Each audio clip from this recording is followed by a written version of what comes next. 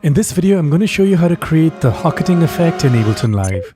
If you don't already know, hocketing is a technique where a melodic idea is shared across multiple instruments, one note at a time. So let's see how to do this. So firstly, I'm going to need multiple sounds on one track. So I'm going to go to Sounds here and select a filter, Guitar Unplugged. Let's go with that, 12-string guitar. Now for this effect, I'm going to have to make use of instrument racks.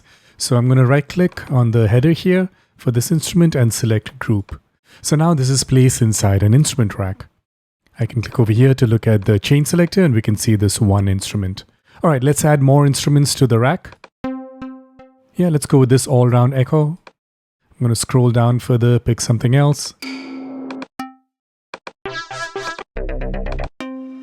Maybe this one. Let's go with 4 instruments.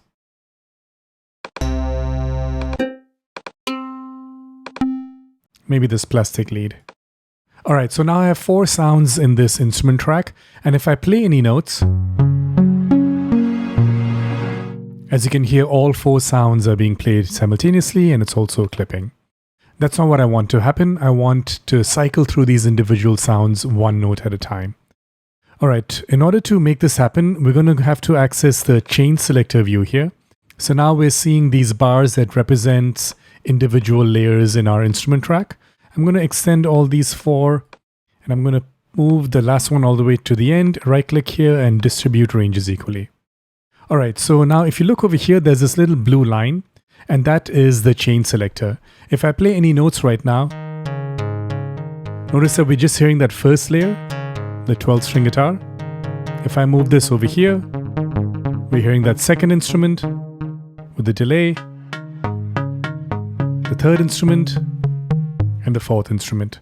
So these blue bars here represent individual layers in your instrument track, and this light blue line represents which sound you will going to hear at any given moment. Now, if I had layered 2 of these instruments together, obviously you hear both of them simultaneously, but that's not what I want. I want them to be independent. And now I want to assign this to some kind of a device that let me cycle through these 4 sounds one at a time. All right, so let's right click and first assign this to a macro. So now we're looking at the macros and that first knob is controlling that light blue line. All right, so in order to control this with the incoming MIDI notes, I'm going to have to make use of a Max for Live device called Expression Control. And this is just a stock device. If you search for it, it should show up. I'm going to place this outside of the instrument track to the left here. All right, so this expression control has a bunch of different tabs. We're going to be using this increment feature over here. So the increment feature will essentially just increment a value every time a new note is played. So we can set the number of increments. In this case, I'm going to select 4 because I have 4 instruments. All right, now let's map this to the chain selector.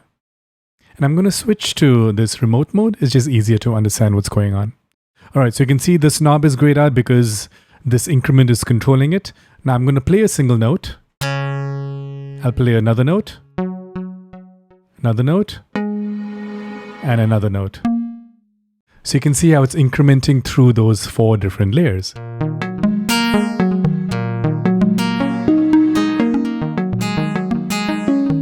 And that's basically it. That's the hocketing technique.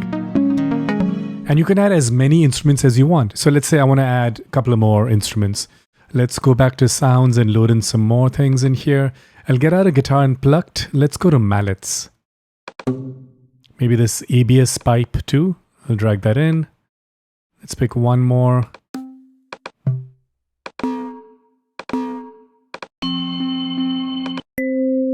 Let's go with this one. Let the good times roll.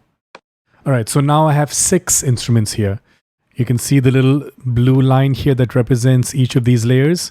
The best way to distribute these is to select the last bar that represents the last instrument, move it all the way to the right here, and then right click and distribute ranges equally. All right, so now it's equally spread out. Next thing I need to do is increase the steps. Now that we have 6 instruments, I'll set this to 6. And now let's try this again.